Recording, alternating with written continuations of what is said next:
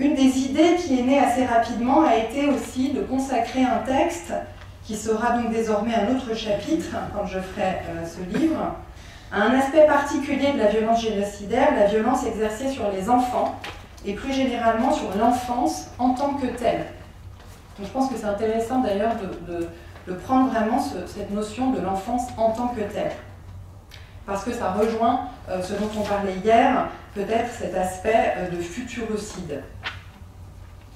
C'est un aspect sur lequel j'ai déjà beaucoup travaillé, puisque j'ai conçu, il y a de nombreuses années, de concert avec la chercheuse française Catherine Cocchio, une anthologie consacrée à la question de l'enfance pendant la Shoah, et donc aussi consacrée à beaucoup de témoignages écrits pendant et après la Shoah sur l'enfance ou par des enfants. Et c'est donc un sujet auquel je suis particulièrement sensible, comme je l'évoquais le premier jour aussi parce que mon père était enfant caché, et dont l'importance m'a évidemment frappée dans le génocide en cours. Nous le savons ici, la population de Gaza est constituée à 50% d'enfants de moins de 18 ans. Et le décalage entre ce que je qualifiais l'autre jour d'une forme de dissimulation de l'intention génocidaire, derrière la soi-disant absence d'intention, liée au discours du droit de la guerre et de son vocabulaire spécifique, avec les notions de dommage collatéral, de bouclier humain. Donc, ce décalage est particulièrement frappant avec la réalité d'un crime qui touche un peuple d'enfants. Au cours des premières semaines après le 7 octobre, avec un certain nombre de collègues qui travaillent sur ces questions, nous échangions parfois frénétiquement des articles, des tweets, des posts, pour prendre le pouls à la fois de nos champs académiques et du discours public dans les pays où nous nous trouvions. Nous avons assisté hallucinés au débat violent assez rapidement entre Didier Fassin et Eva Illouz. Nous avons assisté en Allemagne à l'écrasement des discours critiques au nom de la fameuse raison d'État que représente le soutien inconditionnel à l'État d'Israël au nom de la responsabilité historique des Allemands. C'est au cours de ces premières semaines que, comme nous tous, soumises au flot continu des images qui nous venaient de Gaza et des discours qui accompagnaient ces images, j'ai été particulièrement frappée par la façon dont étaient commentées les images des enfants suppliciés à Gaza, mais aussi la façon dont il était question des violences commises à l'encontre d'enfants juifs dans les kibboutz attaqués le 7 octobre. Ce soir, je vais donc, et c'est là que je parle de mon nouveau titre, vous parler plutôt de la seconde partie de mon titre initial, à savoir la question d'un génocide à la fois invisible et assumé, mais on pourrait dire aussi qu'on peut, on pourrait aussi inverser cette proposition en disant qu'il est hyper visible et dénié. Ce n'est pas une contradiction, et finalement c'est bien ce qui caractérise tout génocide, une bataille contre le sens, une négation du témoignage et du sens donné par les victimes à l'événement. Et c'est une bataille dans laquelle les notions de négation et de déni jouent un rôle central. La négation, la Verneinung, en tant qu'opération qui fait exister son objet, ici la perception d'une réalité du génocide, par sa négation même, et d'autre part le déni, la Verleugnung, qui lui fonctionne de manière bien plus retorse, en ce qu'il reconnaît l'existence d'un objet, il ne le nie donc pas frontalement, mais il lui donne un sens différent, pour ne pas souffrir de cette perception dangereuse ou douloureuse, et il le fait ainsi disparaître de la vie mentale, y compris inconsciente. C'est comme ça qu'on décrit le déni en psychologie. Le déni est ainsi susceptible de coexister avec une reconnaissance de ce qui est dénié, mais elle reste sans effet. Or, c'est particulièrement intéressant, si je puis dire, mais surtout c'est évidemment totalement déchirant pour les êtres humains dotés d'une conscience, d'émotion, d'empathie que nous sommes, de voir comment le monde s'accommode d'un massacre d'enfants absolument inédit, accompli au grand jour depuis plus d'un an et demi. Une des conditions essentielles de ce crime, c'est donc une forme de déni collectif, dont il est absolument crucial de comprendre les rouages. Alors pour vous expliquer la distinction, pour appliquer, pour ainsi dire, la distinction entre négation et déni, dans des termes assez simples, concernant l'exemple qui nous occupe ici, enfin le sujet qui m'occupe, on pourrait dire que la négation fonctionnerait de la façon suivante concernant le génocide des enfants. Nous ne tuons pas d'enfants à Gaza. Les chiffres donnés par le Hamas et l'ensemble des organisations humanitaires sont mensongers. Ce sont au contraire les combattants du Hamas et l'ensemble des Palestiniens qui n'attendent qu'une occasion pour tuer des enfants juifs. D'ailleurs, 40 bébés ont été décapités, d'autres ont été brûlés vifs. Nous avons veillé à ce qu'il y ait des zones sûres, nous avons prévenu les Gazaouis avant de bombarder, etc., etc. Nous accuser de tuer des enfants revient à employer un trope antisémite immémorial, constitutif de l'antisémitisme depuis l'antijudaïsme chrétien, l'accusation de meurtre rituel et les légendes de sang. Les Palestiniens font semblant qu'on tue leurs enfants, et beaucoup ont posté des vidéos avec des bébés de chiffon, des poupées en plastique. Ils nous font croire qu'il s'agit d'enfants réels. Le déni, lui, consisterait à dire « oui, il est possible que de nombreux enfants périssent sous les bombes, et c'est tout à fait regrettable, mais ce sont des boucliers humains, des dommages collatéraux nécessaires dans la lutte contre le terrorisme. Les Palestiniens sont eux-mêmes responsables de la mort de leurs enfants. Ils n'acceptent pas de quitter Gaza pour les mettre à l'abri. Ils sont donc incapables d'aimer leurs enfants autant que nous aimons les nôtres.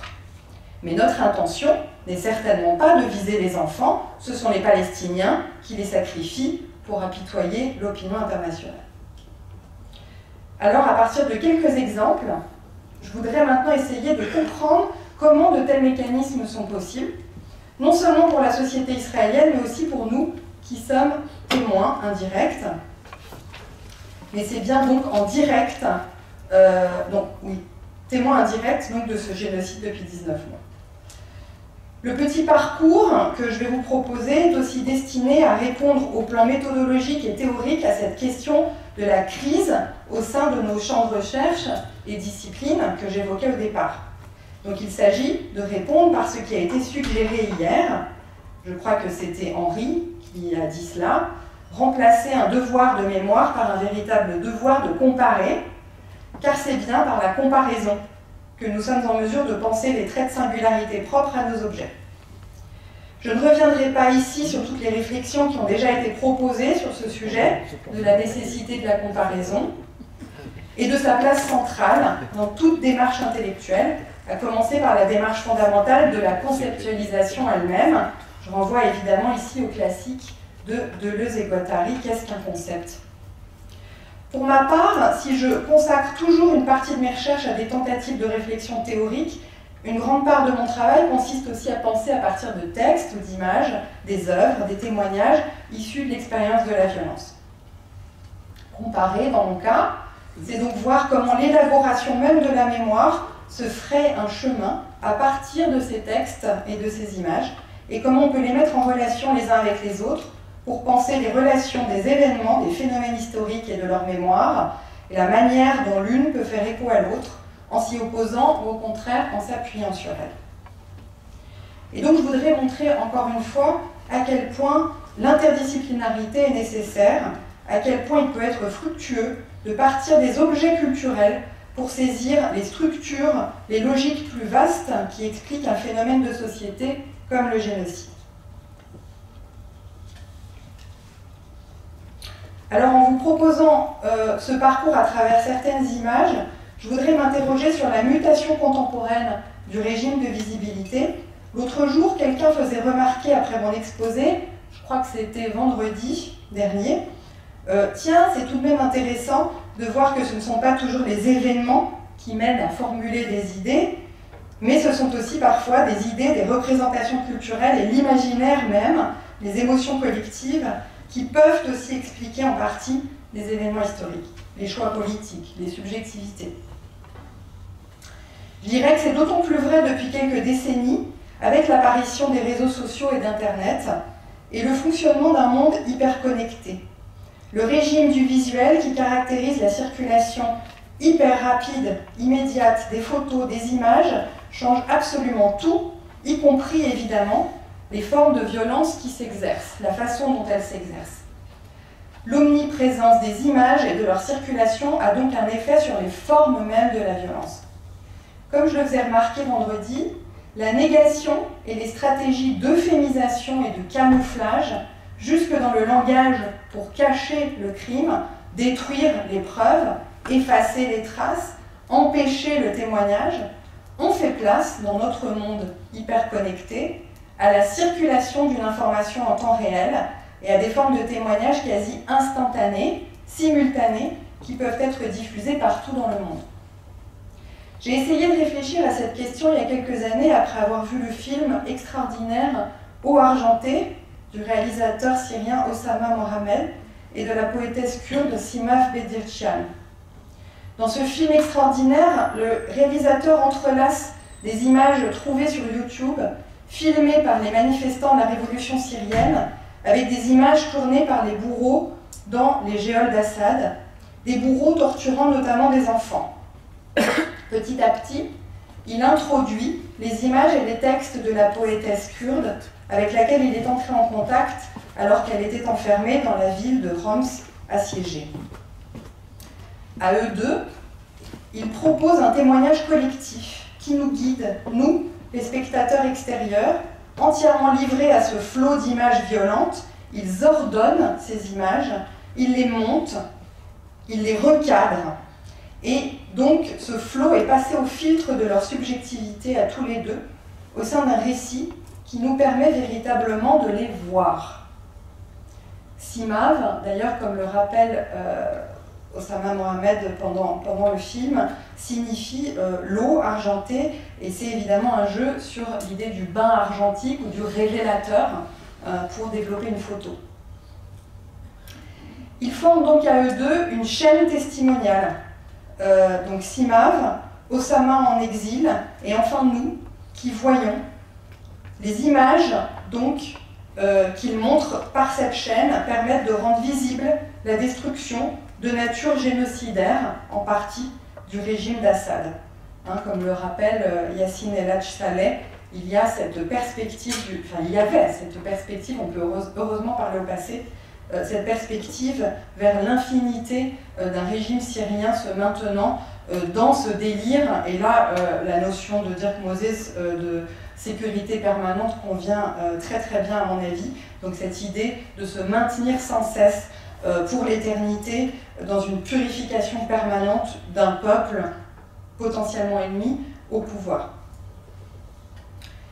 Le réalisateur et la poétesse qui filment, elle aussi à Homs, et envoie des images de la ville assiégée, effectue une opération essentielle que mon ami et collègue, le professeur en études visuelles Mark Siegel, qui fait aussi partie de cette association que nous avons fondée ensemble en Allemagne, les Palestinian and Jewish Academics.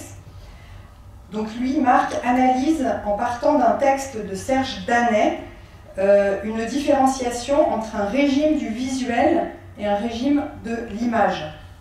Mark Siegel analyse l'opération cinématographique comme une transformation du visuel qui est de l'ordre du visible, mais qui ne permet aucune intelligence ni aucune compréhension de ce qu'on voit.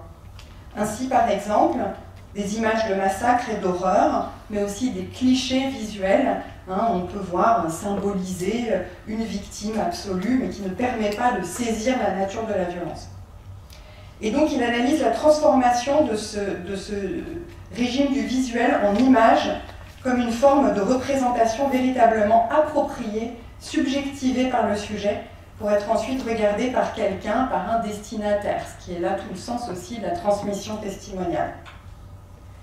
Alors je voudrais réfléchir aujourd'hui au même genre de phénomène en vous présentant quelques configurations de ce type entre régime du visuel et régime de l'image, pour essayer de réfléchir à la façon dont nous voyons ou dont nous refusons de voir la violence que subissent les enfants palestiniens depuis le début du XXe siècle, soit depuis le début de la colonisation de la Palestine.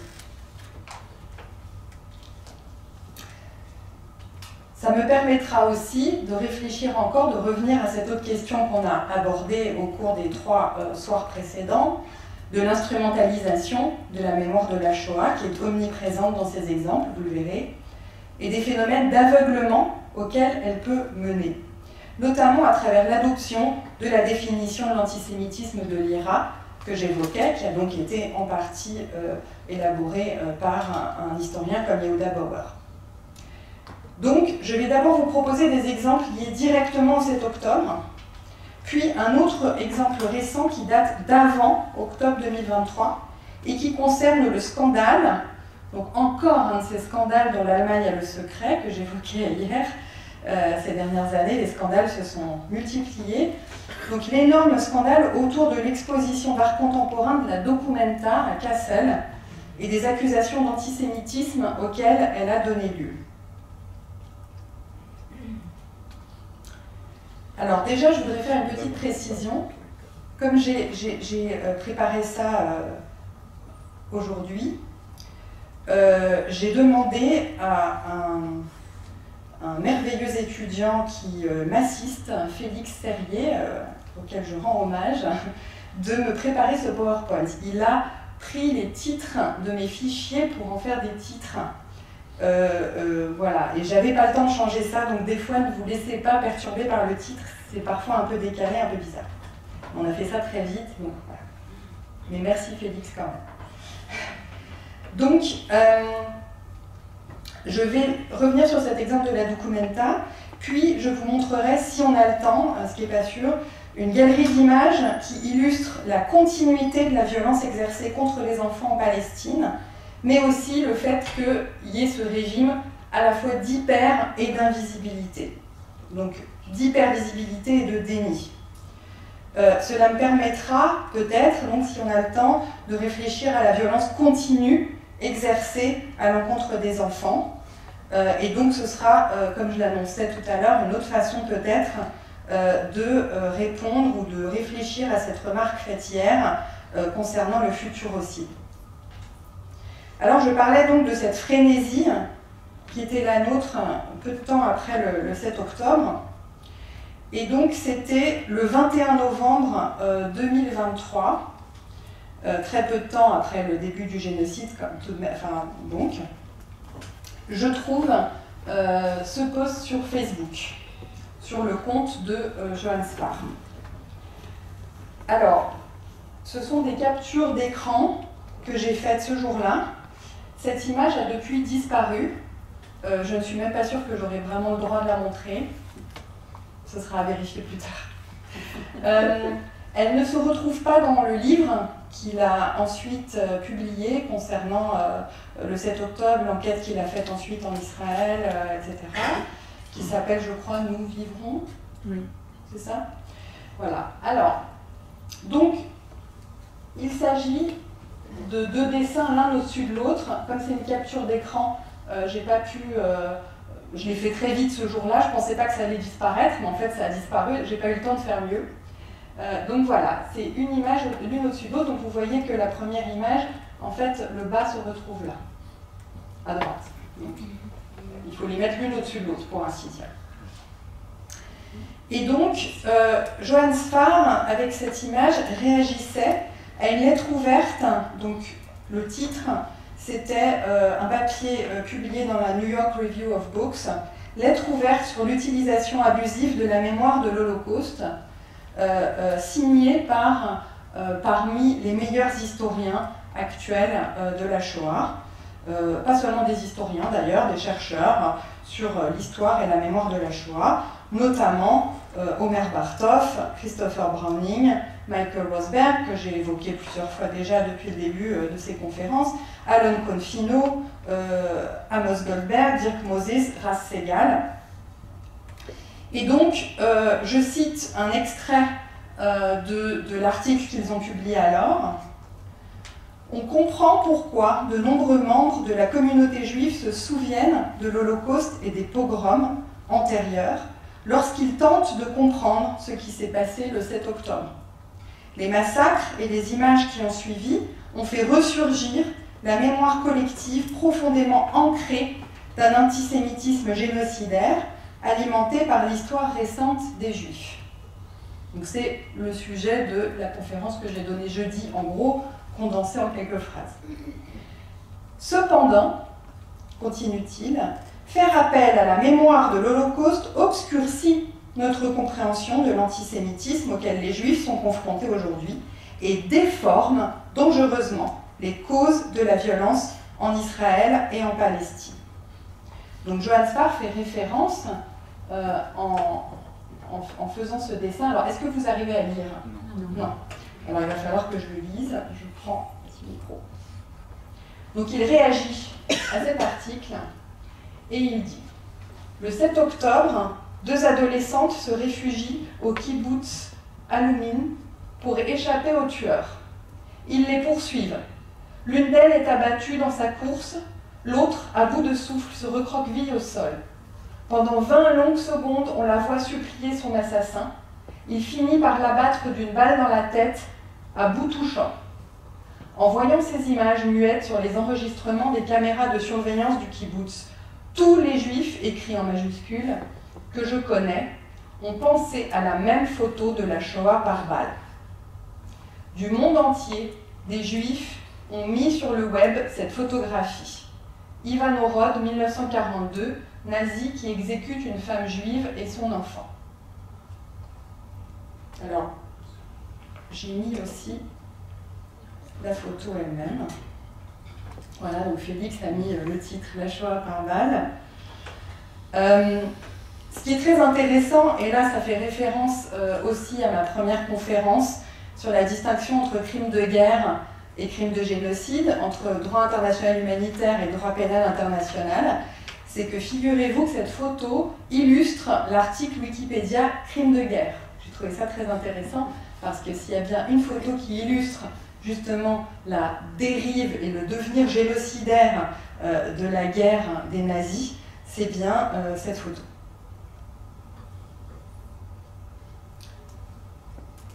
Alors,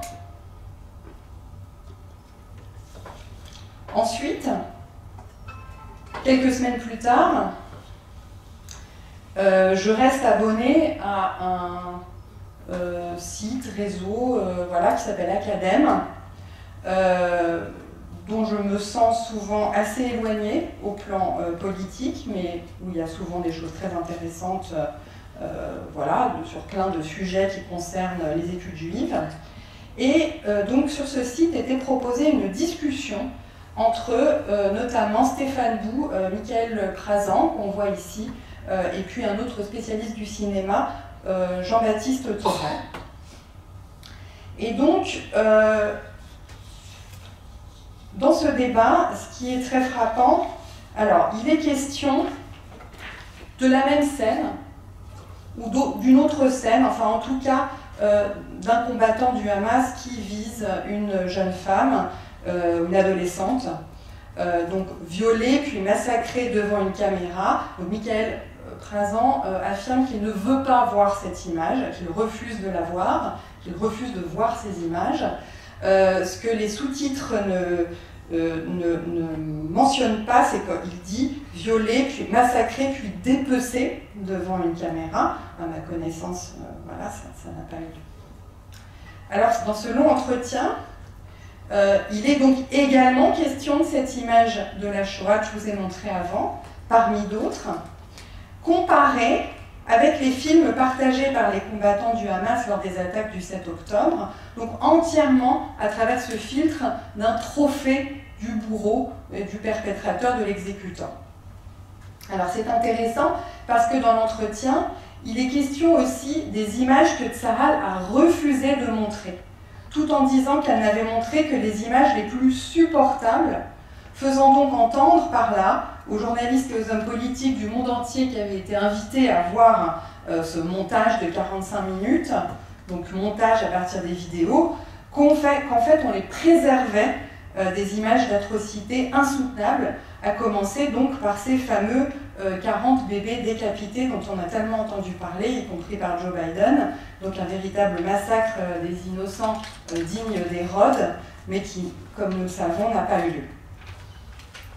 Michael Prazan, avec une argumentation tout à fait dans la ligne des discours exceptionnalisants et essentialisants des années 80, en particulier comme on pouvait les trouver dans la bouche et sous la plume de Claude Lanzmann, affirme donc qu'il refuse de voir les images d'horreur. Il s'inscrit tout à fait dans la ligne d'un discours de l'irreprésentable, cette rhétorique de l'irreprésentable, de l'indicible, et d'une forme de sacralisation de la Shoah qui s'applique désormais déjà au 7 octobre, très souvent qualifié de pogrom, et ce, en dépit de l'inadéquation de ce terme avec ce qui s'est passé le 7 octobre, comme tout chercheur sérieux, spécialiste de l'histoire juive et de l'histoire de la Shoah, le sait pertinemment. Alors, ce qui est tout à fait remarquable dans cet entretien, c'est qu'il n'est pas question une seule fois des images à Gaza, ni de la violence exercée à l'encontre des Palestiniens, alors que nous sommes fin janvier 2024. Il est juste question à un moment de l'effet des images violentes sur les Israéliens et les Palestiniens, disposant l'un et l'autre groupe, donc ces images les disposant à ne plus ressentir une quelconque empathie ou pitié à l'égard de l'autre groupe, mais donc dans un discours totalement typique du both-sidisme.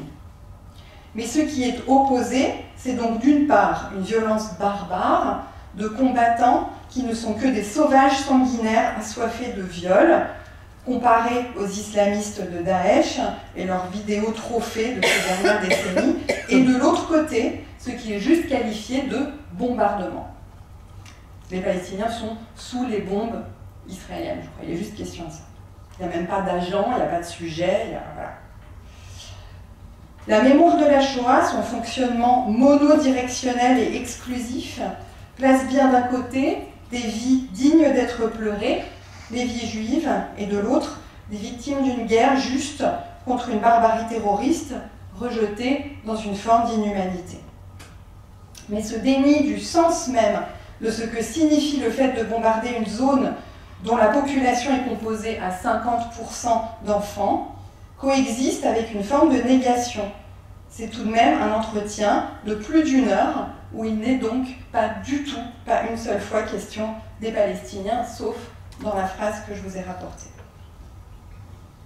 Alors pour remettre en perspective cette opération de projection de la mémoire de la Shoah et des persécutions antisémites sur une réalité israélienne contemporaine ou sur une réalité historique qui mérite d'être contextualisée dans sa singularité, je voudrais à présent développer un peu un exemple qui date de bien avant le 7 octobre et qui montre à partir d'un exemple concret comment fonctionne l'application de la définition de l'IRA.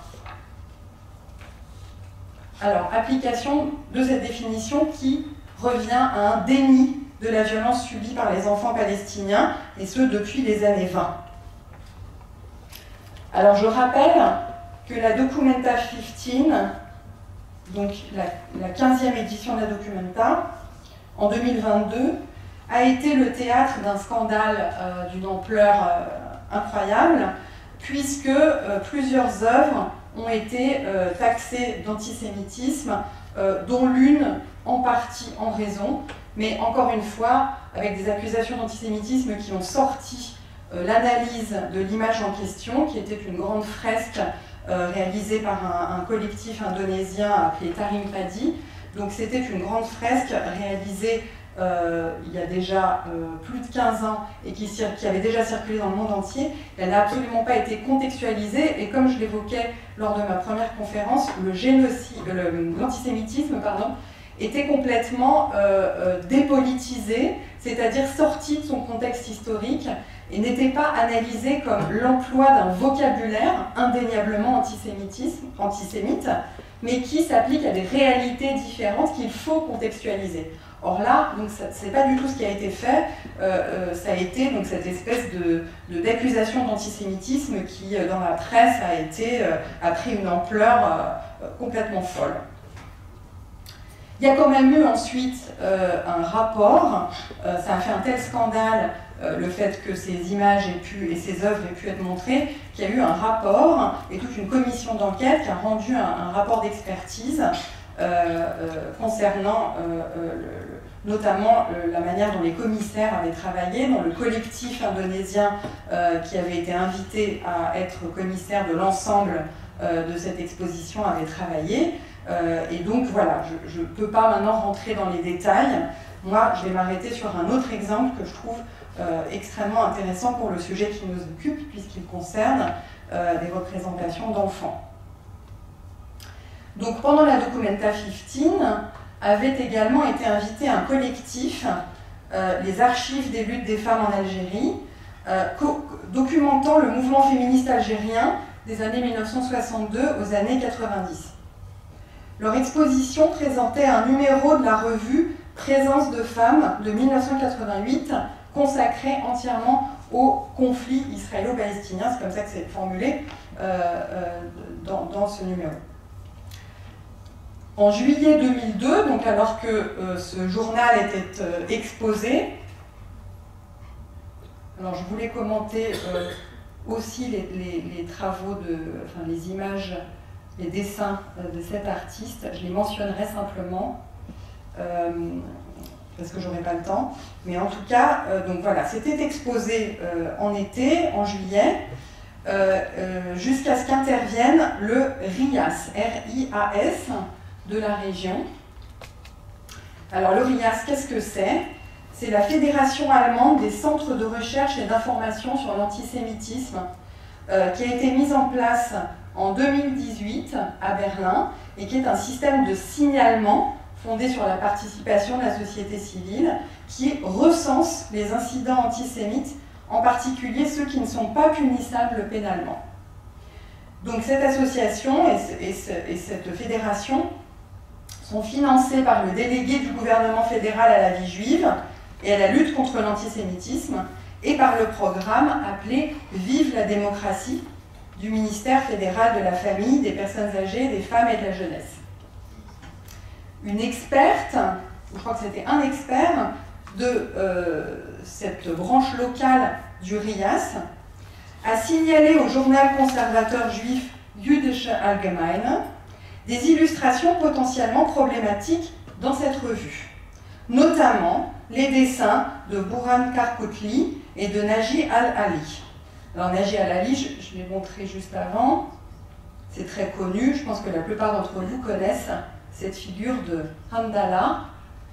Je pense que j'écrirai dans le chapitre que je consacrerai à cette question de l'enfance et du témoignage tout un travail aussi à cette figure, parce que je trouve que sa position et le fait qu'il soit toujours en tant qu'enfant dans la position de témoin qui nous montre, qui donc joue l'intermédiaire entre nous et cette réalité qu'il veut montrer, est extrêmement intéressante. Et ce que je trouve très intéressant aussi, c'est que c'est une figure dont, alors c'est censé être un enfant, et en même temps, il a juste quelques poils sur le caillou, comme si c'était un vieux monsieur. Donc je trouve que ça fait aussi beaucoup écho à cette notion dont je vais parler tout à l'heure du unchilding, donc l'enfant palestinien qui n'a pas d'enfance, qui n'est pas un enfant, qui en fait n'a pas d'âge.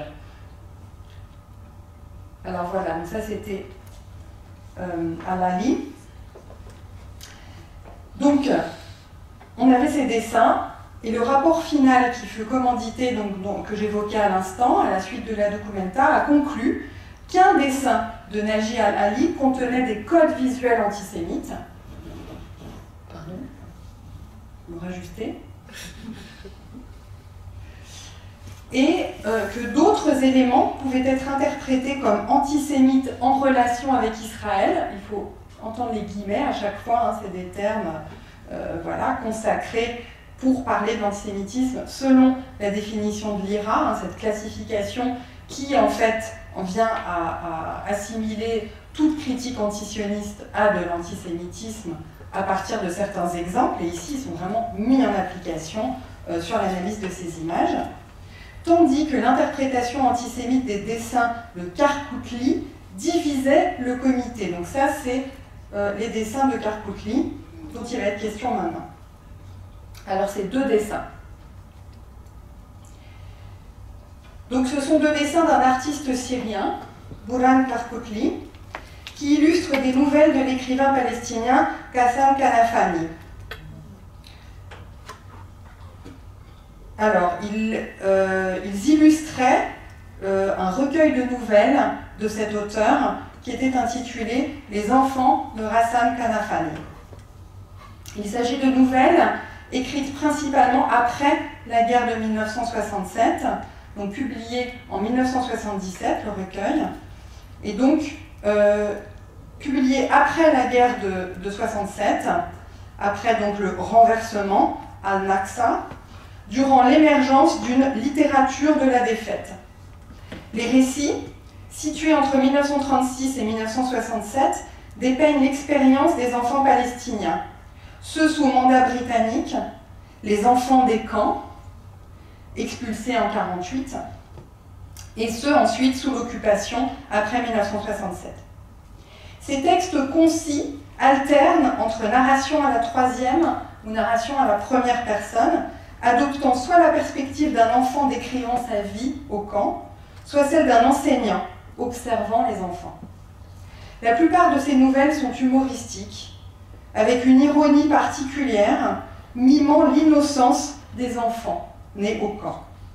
Toutefois, deux récits sont nettement plus graves parce qu'ils racontent des crimes commis par des soldats, des miliciens. Ce sont ces derniers qui illustrent les dessins de Karkotli les plus commentés pendant la documenta et que vous voyez ici à l'écran. Le premier dessin illustre la nouvelle intitulée « Il était un enfant ce jour-là », qui date de 1969. C'est le récit d'un massacre par des miliciens juifs qu'on peut situer vers 1936-37. Dans un bus entre Haïfa et Acre, des voyageurs sont arrêtés et exécutés. Un enfant survivant est forcé par le chef milicien de regarder les cadavres et il lui dit, donc il lui tire l'oreille et il lui dit « Tu vois, regarde bien, souviens-t'en bien quand tu raconteras l'histoire. » C'est ce que vous voyez à droite. Puis il lui explique qu'il va compter jusqu'à 10 et que s'il n'a pas disparu de sa vue à 10, il tirera. L'enfant commence d'abord à courir, puis dans un geste inexplicable presque pour le lecteur d'une sorte de défi, il s'arrête. Il met les mains dans les poches, calmement, et il compte dans sa tête en attendant le coup de feu qui le tuera. Du point de vue des Palestiniens opprimés, encore plus du point de vue des enfants, donc l'ennemi, c'est indistinctement le juif, le soldat, le sioniste, ou à partir de 1948, l'israélien. Donc racontées du point de vue des victimes, les nouvelles de Kanafani restituent une perception subjective, enfantine, où militaires et miliciens, juifs et sionistes se fondent en un unique agent hostile et menaçant, susceptible d'exercer un pouvoir arbitraire sur les corps arabes. En réponse, les personnages d'enfants font tous preuve d'une forme de résistance, parfois par l'humour et la fuite dans un imaginaire qui maintient l'idée d'un autre monde, d'une autre vie possible, mais le plus souvent dans un défi, comme dans la nouvelle que je viens d'évoquer, qui s'exprime à travers une attitude quasi suicidaire. Chez certains s'exprime déjà le désir d'une résistance armée qui s'associe souvent au sacrifice, comme dans la nouvelle Papier de Ramallah, où le narrateur exprime son admiration pour l'homme qui se fait exploser à la mairie après l'assassinat de sa femme et de sa fille. Donc ça, c'est l'image que vous voyez de l'autre côté. Le caractère indéfini des épisodes racontés dans les nouvelles ne signifie pas qu'ils soient imaginaires. Ils sont les récits littérarisés d'une expérience rapportée dans d'innombrables témoignages de Palestiniens. Leur indexicalité historique est évidente. Ainsi, la scène de massacre de « C'était un enfant ce jour-là » ou « Il était un enfant ce jour-là » où des miliciens juifs arrêtent et exécutent les passagers d'un bus, rappelle une des tactiques couramment mises en œuvre par l'Irgun, qui perpétra de nombreuses actions terroristes en représailles des actions de révolte des Palestiniens dans les années 1936-1937.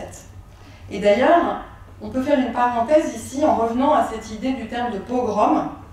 En fait, la structure même du pogrom correspondrait bien mieux à ces massacres de 1936-37, puisque plusieurs travaux récents, majoritairement des travaux anglais, exploitent les archives britanniques concernant la révolte arabe de 36-37 et mettent en évidence le rôle des Britanniques dans le soutien des milices sionistes dans l'écrasement de la révolte et la violence des représailles britanniques elles-mêmes. Donc ça correspond tout à fait à la structure du pogrom, bien davantage que l'inverse qui était les massacres de juifs par les Palestiniens révoltés.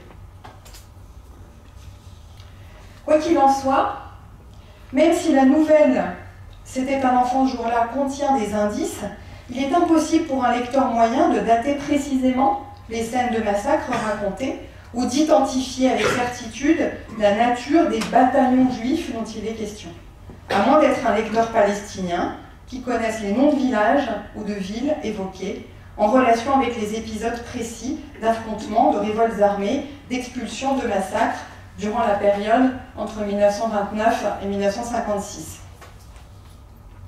Mais cette impossibilité a un autre sens, à mon avis, cette impossibilité de se situer avec précision. Car la Palestine, depuis sa colonisation, de l'expulsion des Arabes palestiniens à la succession des révoltes qui s'ensuivent, transforme l'ensemble du territoire de Palestine-Israël en théâtre d'une guerre continue sur toute la période.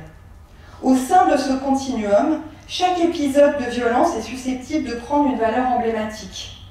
Les scènes racontées par Kanafani sont réalistes et précises dans leurs détails temporels, géographiques, et prennent dans le même temps une valeur représentative, synecdotique si l'on veut, de l'histoire de la colonisation de la Palestine et de la révolte de ses habitants. Ce sont des scènes emblématiques du processus au long cours de colonisation et d'expulsion des Palestiniens, soit de la Nakba comme processus et comme structure, comme je le rappelais hier à travers la théorisation récente de la Nakba comme concept juridique.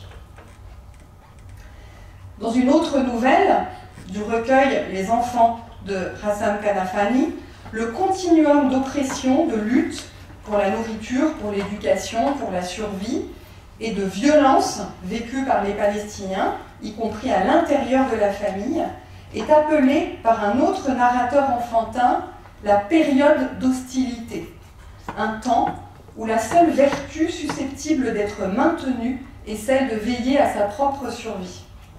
Je cite un extrait de cette nouvelle. « C'était la guerre, pas vraiment la guerre, mais des hostilités, pour être plus précis, un combat permanent contre l'ennemi. En temps de guerre, les vents de la paix rassemblent les combattants pour le repos, le cessez-le-feu, la tranquillité, les jours fériés. Mais c'est pas le cas lors d'hostilité. On n'est jamais qu'à un coup de feu, où l'on passe toujours miraculeusement entre les balles. C'était ainsi, comme je viens de vous le raconter, une période d'hostilité. » Donc de la même façon que dans les textes de Kanafani, il n'est juste question de soldats, ou de patrouilles, ou de bataillons, on peut voir que les illustrations de Karkoukli emploient les signifiants du soldat, donc l'uniforme, le casque, comme symbole de l'État d'Hébreu, donc ils portent tous l'étoile, mais là où il s'agit probablement de brigades ou de milices pré-Tsahal, alors même que jamais les soldats de l'armée israélienne n'ont porté des casques ornés d'une étoile, enfin à quelques exceptions près, mais très rarement. L'ennemi devient un monstre inhumain qui porte l'emblème de la religion et de la culture et de l'État juif, parce que ces trois niveaux d'auto-identification sont bien présents chez les sionistes eux-mêmes. Ils sont stylisés en robots ou en bêtes, carapassonnés, parce qu'ils représentent un monstre, le monstre en l'homme, qui, hypnotisé par un désir de destruction, déshumanise en fait ceux qui l'oppriment.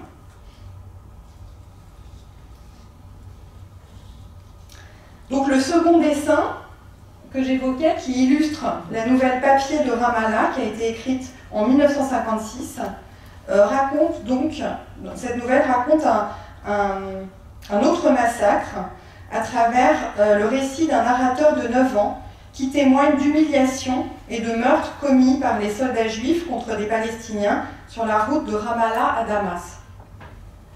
Un homme dont la femme et la fille sont tuées se fait exploser lors d'un interrogatoire, et le contexte temporel reste imprécis, mais pourrait, comme l'autre nouvelle, mais là de manière encore plus vague, correspondre à diverses périodes de violence entre 1936 et 1956. Alors ce qu'on voit ici, à travers ces dessins et les nouvelles, c'est l'importance d'avoir un rapport créatif avec les archives et surtout en l'absence de suffisamment d'archives ou d'archives trouées, de faire jouer un rôle à ce qu'on peut appeler l'archive culturelle pour justement réfléchir et caractériser et décrire les violences en cours tout au long de cette période pré-1948. Par les histoires qu'elles racontent, par le rôle singulier de leur auteur, qui fut à la fois un grand écrivain palestinien et une figure de la lutte politique pour les droits, les nouvelles de Kanafani sont probablement donc une des pièces maîtresses de l'archive culturelle de l'histoire et de la mémoire palestinienne.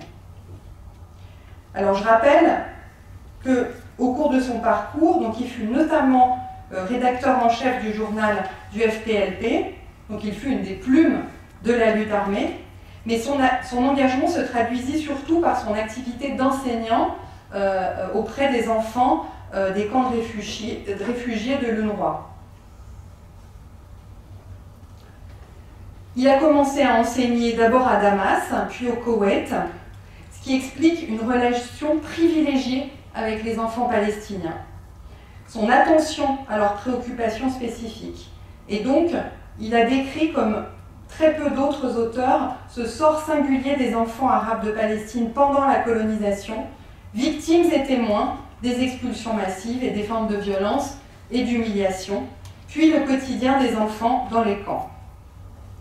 Donc la restitution de ce vécu par Kanafani devient le moyen de réfléchir à la nature même de la violence subie dans ses effets sur l'enfance. Dans les camps, dans les pays arabes voisins d'Israël, un état d'exil qui crée une condition de réfugié éternisée. En Israël et dans les territoires occupés, la soumission à un pouvoir aussi imprévisible qu'arbitraire. Les humiliations vécues par les adultes et la difficulté de maintenir des relations de respect pour les anciennes générations, pour les figures d'autorité. Le pouvoir de résilience des enfants qui continuent pourtant de jouer, de rêver, d'imaginer un autre avenir et un autre monde possible. Et donc ça anticipe déjà ici sur ce que Nadera Chaloup-Kevorkian appelle, donc j'y faisais référence tout à l'heure, ce processus de unchilding, la manière dont on prive l'enfant de son enfance. Dans son livre Incarcerated Childhood and the Politics of Unchilding, la chercheuse palestinienne montre comment Israël cible les enfants palestiniens depuis 1948 et la manière dont ces agressions, à la fois dans le passé et dans le présent, constituent ce processus donc de unchilding, de désenfance, en arguant que les enfants palestiniens sont délibérément privés de la possibilité d'être des enfants, de vivre leur enfance dans un environnement exempt de colonisation, d'occupation, de domination, d'humiliation, bref, de déshumanisation.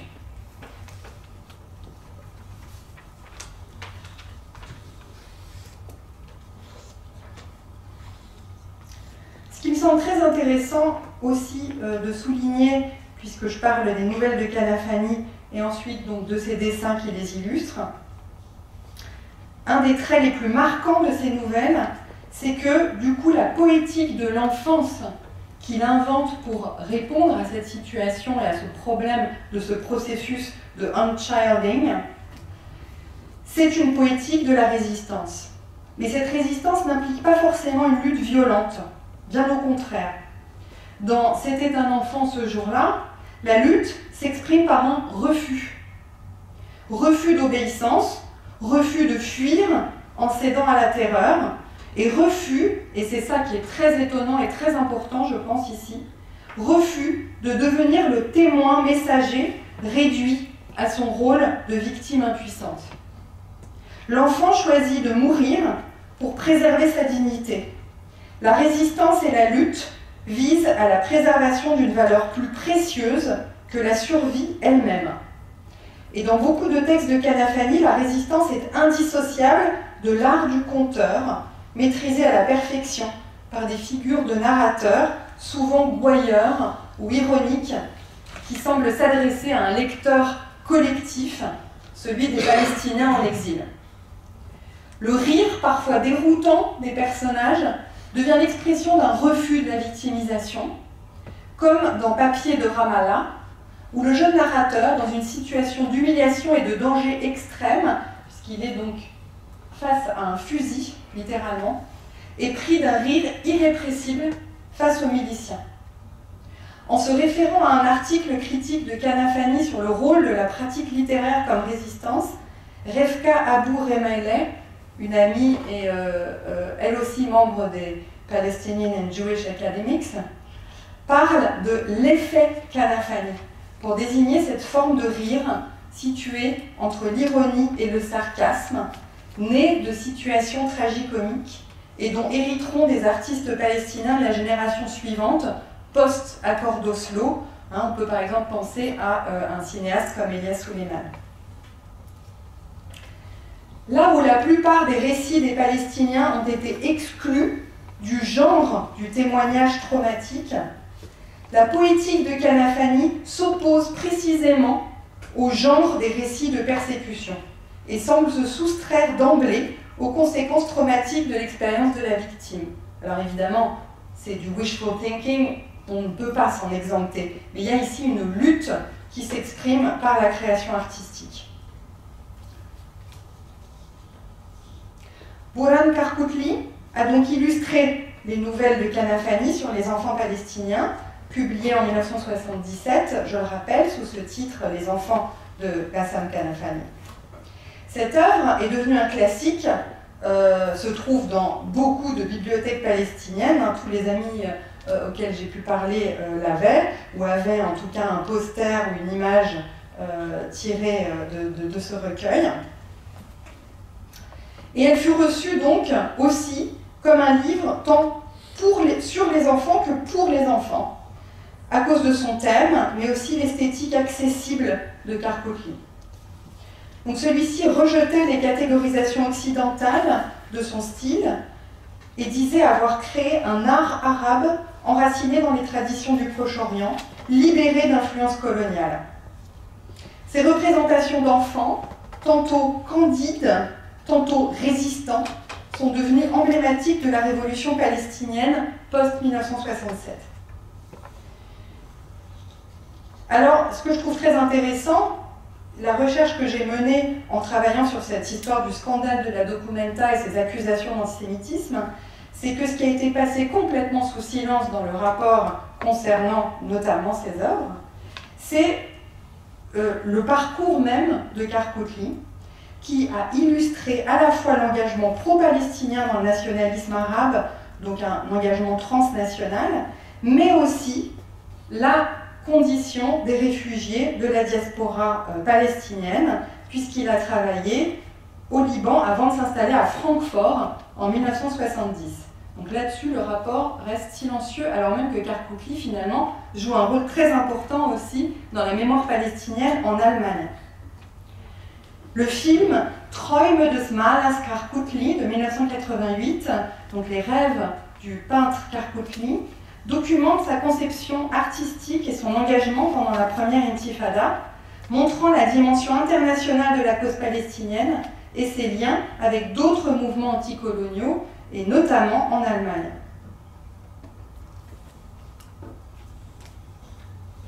J'en arrive à la réception donc, que j'évoquais déjà à l'instant de ces images, à la fameuse Documenta.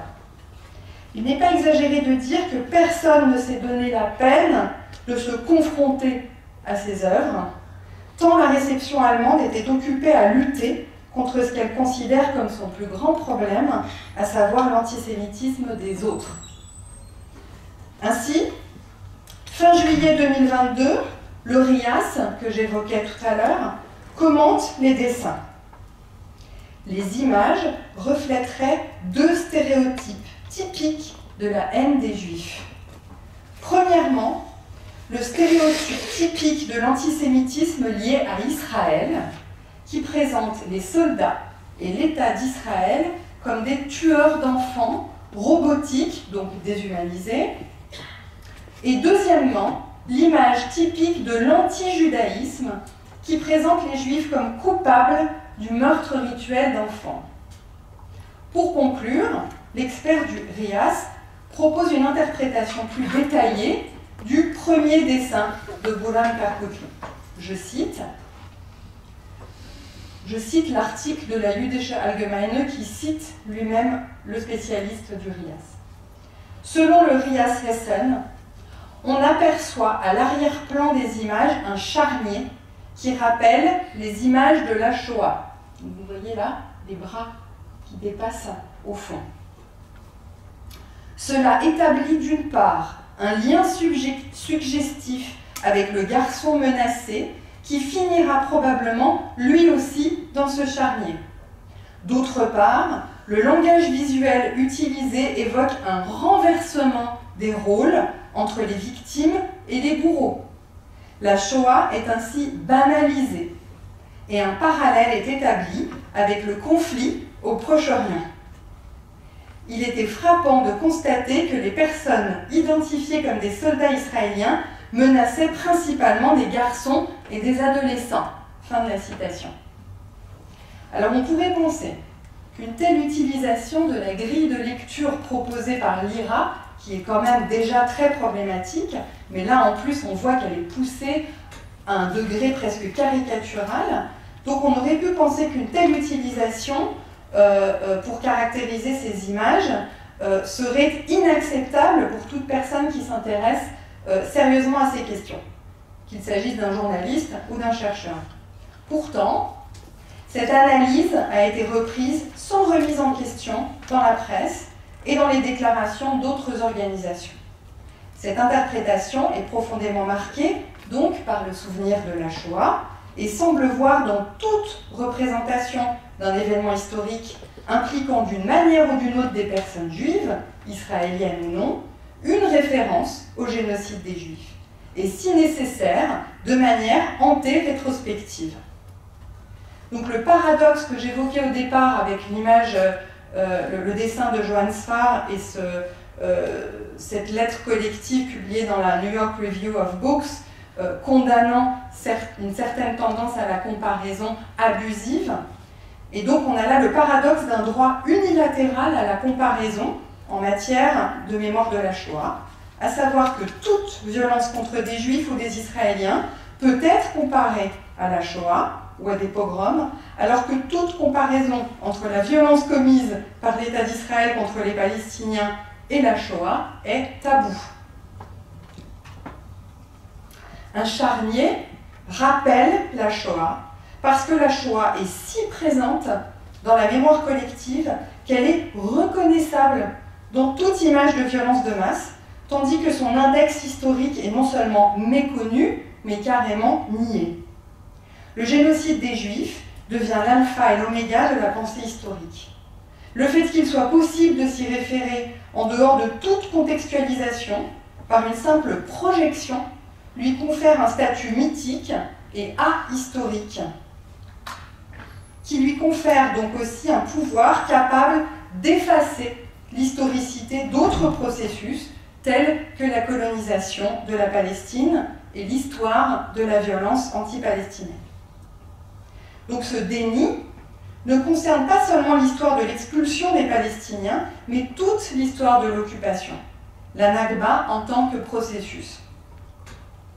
En niant la réalité des scènes montrées, les experts du RIAS nient les meurtres et la criminalisation collective des enfants palestiniens qui ont eu lieu en Israël, en particulier depuis 1967, bien qu'ils aient été abondamment documentés par des journalistes, par des ONG et analysés par des universitaires. Sur le plan rhétorique, ce déni s'opère par un renversement qui renvoie aux tropes antisémites antérieures à l'histoire de la Shoah. La dénonciation de la persécution des enfants palestiniens est comparée au discours chrétien anti-judaïque des légendes de sang. Par cette double opération de projection et d'inversion, les Palestiniens sont accusés d'être des agresseurs éternels contre l'État d'Israël, non pas pour revendiquer leur droit à l'autodétermination ou au retour sur leur terre, mais pour chasser les Juifs et pour détruire leur État en tant que juifs. Cette accusation sur l'origine chrétienne anti-judaïque, donc cette accusation de meurtre rituel, revient d'ailleurs régulièrement dans les médias israéliens et dans le discours public lorsqu'on évoque la persécution et le meurtre d'enfants par l'armée israélienne, y compris les crimes commis autour des toutes premières années de l'existence de l'État d'Israël, donc notamment le fameux massacre de Deir Yassin. Je renvoie, enfin je le mettrai dans la bibliographie, il est donc question, il y a toute une opération négationniste sur Deir Yassin pour faire croire qu'il s'agissait là d'une accusation mensongère et donc d'une légende de sang et d'un crime rituel.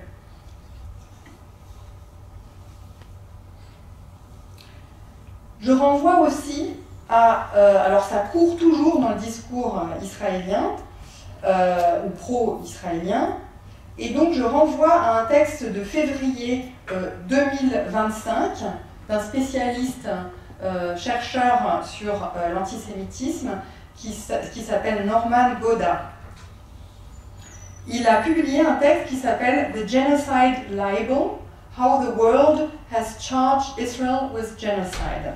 Je le cite. La diffamation génocidaire déploie également toute une série de tropes antisémites. L'un d'eux consiste à établir un lien entre le génocide et des passages violents de la Bible hébraïque, un lien qui joue sur le thème de l'élection du peuple juif au détriment de l'existence des autres et qui va jusqu'à prétendre que Dieu est génocidaire. Un autre consiste à blanchir les intentions génocidaires du Hamas en les remplaçant par des clichés sur la soif de vengeance démesurée des Juifs, qui se traduirait par des ripostes disproportionnées. Un troisième consiste à associer l'accusation de génocide au meurtre délibéré d'enfants, dont les images sont omniprésentes sur les réseaux sociaux, les plateformes des ONG et autres médias qui accusent Israël de génocide.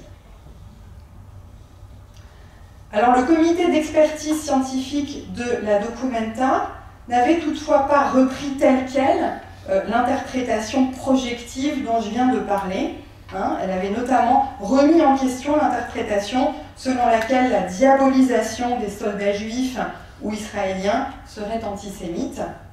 Mais ce rapport avait toutefois interprété l'ensemble des dessins de Karkoutli tels qu'ils ont été publiés dans la revue comme un récit relevant de l'antisémitisme lié à Israël. C'est pour ça que je vous montre la manière dont ces dessins, qui normalement illustrent à chaque fois des nouvelles, sont publiés dans la revue. Et donc c'est effectivement, ça peut, si on l'interprète comme ça, former une sorte de narratif qui se terminerait par cette image, qui est en fait l'image d'une libération armée avec l'ensemble du territoire couvert du motif du kéfier. Donc c'est ça qui est considéré comme antisémite.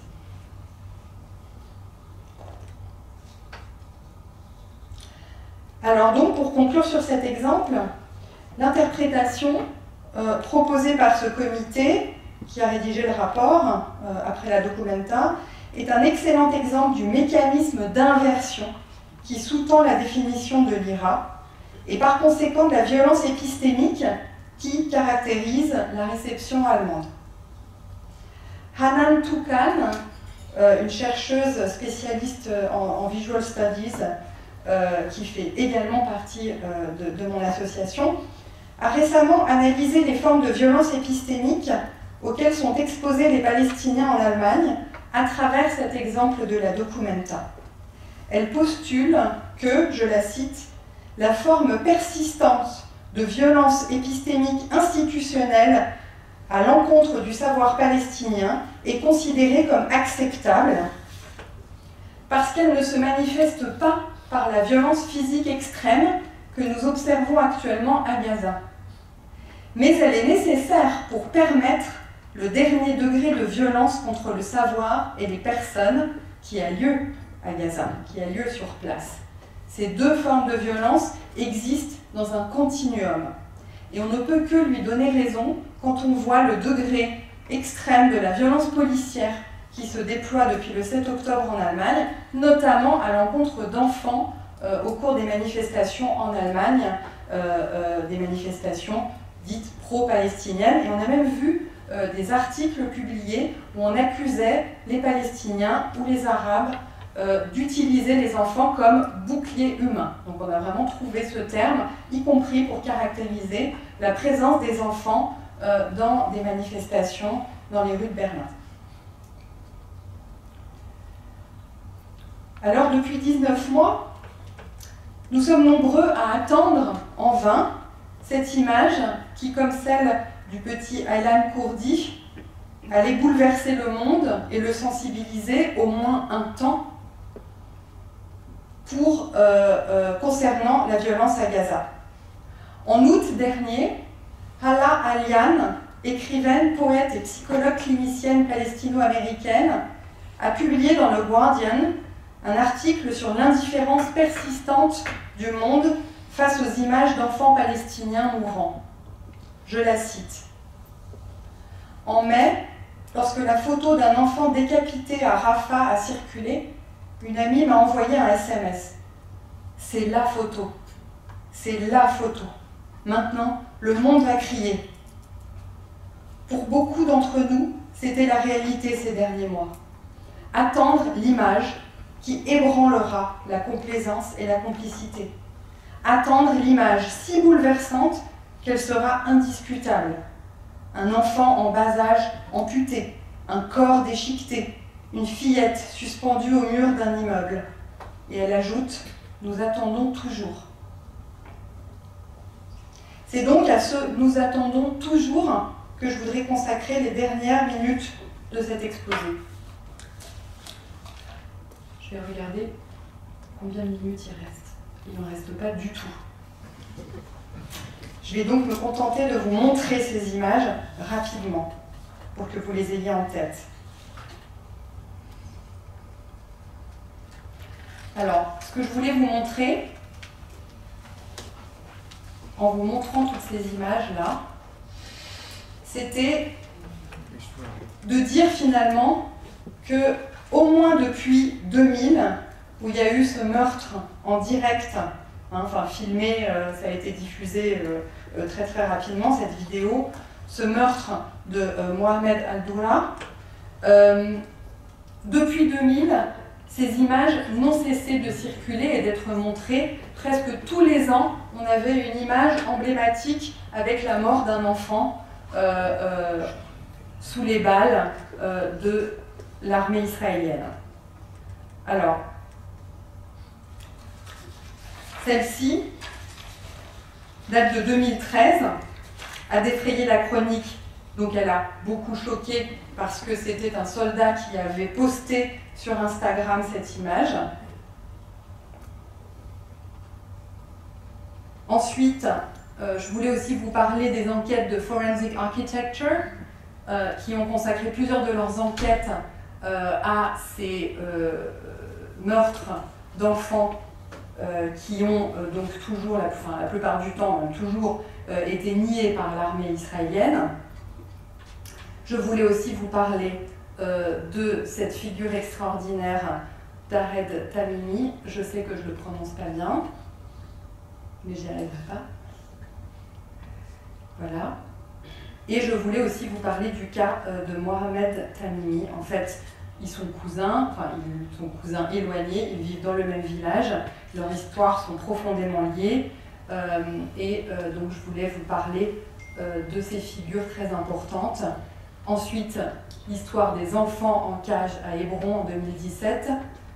Ensuite encore ce meurtre d'adolescents. Puis en 2021, l'impression qu'il y a une sorte de prise de conscience avec cette une de Haaretz, avec les photos de 61 victimes ou 57, je ne sais plus. 67, c'est marqué là. Voilà. Et puis ensuite, bien sûr, le cas à Gaza de Hind.